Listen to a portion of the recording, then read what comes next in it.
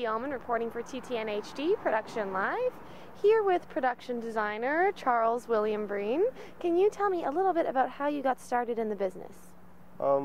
Yes, it was quite some time ago that I was trained as an architect, and I moved to Los Angeles with the intentions of continuing my career in architecture, and then found myself working for an architectural firm that actually employed people who worked in the movie industry, who insisted that I get involved as a set designer at Universal Studios. So that's where I started, probably back in the late 70s, early 80s, as a set designer at Universal Studios.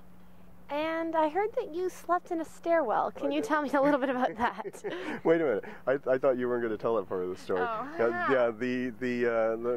When I first moved to Los Angeles, I was quite young and drove out here from Michigan and went to visit the school where I was intending on studying architecture some more. And since I didn't have a lot of money, and I didn't know a single soul out here actually, they said, well, there's a place in the stairwell that if you go up the street and buy us some dressing for our salad, we'll let you have some of the salad and you can sleep in the stairwell of the school. So that's where I spent my first night in Los Angeles, was in the stairwell of the school called SciArc in Santa Monica.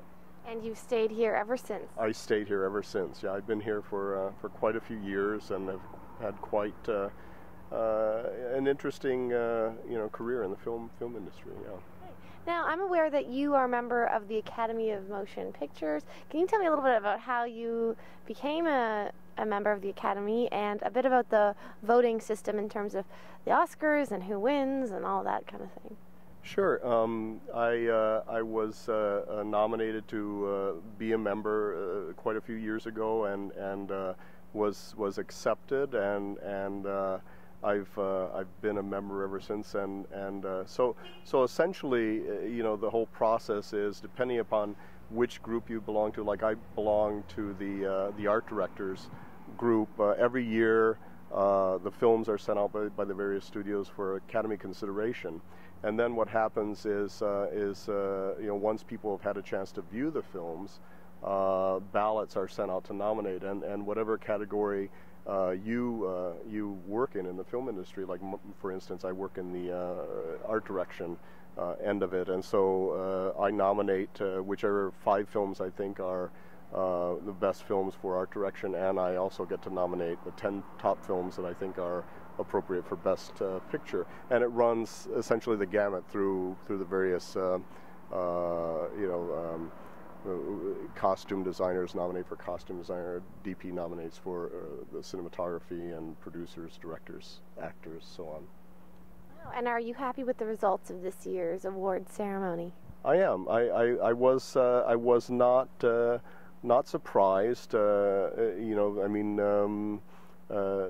Virtually everything that I thought would win did win, and I was quite impressed by what a great job the Academy does every year in putting on. I mean, because it is such an elaborate and extravagant event, and it takes a lot of time, money, manpower, and it's always very, very impressive to me, the whole gala event.